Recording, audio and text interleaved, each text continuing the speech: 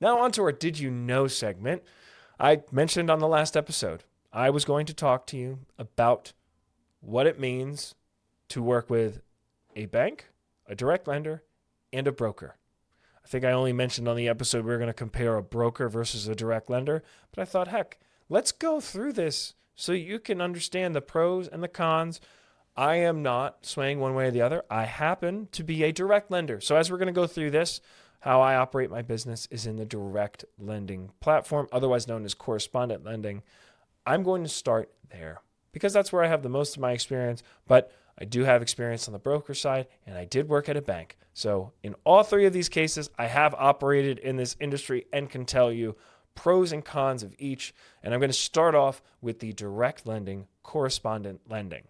So the pros, it's a streamlined process, and mostly all of the parts of your mortgage processing of the application is managed in-house by everybody who works at the same company. And what that also translates to is fast closing, personalized service, and very efficient results.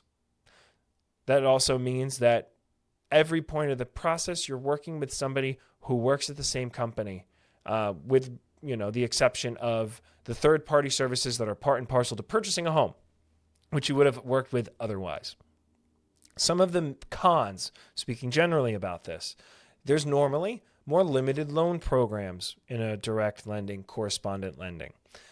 They may sell servicing after closing, which means that we won't be servicing the loans that we're closing. We will actually be closing the loan in a certain bank's name that we were delegated with the authority to lend for as part of the direct lending, quote unquote. And then the loan gets serviced by them. That translates to sometimes some friction because we don't have control over the servicing. Now at rate, I can give you just what we do. We do service a good amount of the loans that we do, but then the servicing does get sold off afterwards as well. So that falls into this cons category.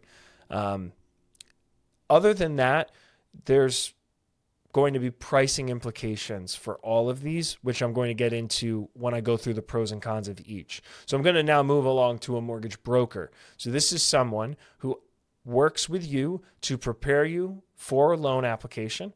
They'll pre-approve you, do everything like that, but they will wind up packaging your loan application and all of the documentation and then sending it to the bank or the lender or the investor that will be approving your loan and work with you to get to closing. So the pros in the broker, they will have access to many lenders. So they can work with any number of different investors, which may have different guidelines and offer you more flexibility. The expertise that they bring to you for non-QM loans and more complex loans because of those different investors that they can work with is also part of the tangible benefits. Also, brokers will save you time on rate shopping. So brokers, because they're working with different investors, they can check rates at different banks that they can work with to service your loan needs. Now, for the cons on the broker side, they have less control over underwriting. So as I mentioned, they're going to work with you on your application, gathering your whole loan file. Then they're going to submit it to an investor. That is now a third party that's involved in the process that's going to review your loan application and approve it. So without that control, that could create some issue and some friction. Higher fees. Some brokers will work off of a fee structure where they are charging the borrower or the client for helping them with their mortgage application. It could be anywhere from a 1% to 2.5% fee depending on the broker, and that would be a fee payable at closing. Longer closings are also a possible con for brokers. I know I have some friends who work in the broker space. They can still accommodate pretty quick closings as well, but there is more of a propensity on the broker side for there to possibly be longer timelines for closing. Now to talk about bank lending. So if you're going to go to a bank to get your mortgage, which so many people will think, oh, well, I do my banking here, I'm just going to go there for my mortgage. That is one of the biggest pros. It's the convenience factor. They are there. They're your local branch, or they are a major blue chip bank that you work with, and you have somebody right there that is dedicated support. Also, they have customer loyalty perks. Banks really stand out and they are really aggressive when we talk about jumbo loans. When we're talking about the larger loan sizes, they have one lever that brokers and direct lenders like myself can't pull, and that is full relationship consideration. So what that means is these banks will be able to provide a bit of a benefit to their clients who, let's say, may have checking or savings accounts with them and offer them a lower interest rate on their mortgage. So sometimes that is a perk that's there. Other times that's not. But it's something that is worth mentioning because that is something that is pretty common in the marketplace. Now for the cons. Normally, out of all three of these, banks have the strictest underwriting standards. So that could translate to more difficulty in getting your loan approved or getting approved with a bank. Sometimes they also will have fewer loan options. Banks will be more conservative on their risk appetite overall, which means they may not offer as many different types of loans as a broker or a direct lender. Also, there could be less personalized service. So I know that kind of sounds like, well, you just mentioned on the pros, it's somebody dedicated. Yes, that's true, but it also depends on the bank. If you work with a bank that has a warehouse mortgage division, and you're going to go through a phone system, and you're going to go through this person at this stage, this person, you may be working with 10 different people throughout that whole experience, that could be a con. That sometimes creates issues in the process because of breaks in communication between different individuals, things like that. So let's talk about the key takeaways of each. Direct lender, correspondent lender. That's me. Ideal for fast, streamlined loans with personal service and personalized care. Mortgage brokers offer the same personalized care, variety of different programs and expertise, especially in unique situations. Banks offer convenience and some perks, but sometimes lack flexibility.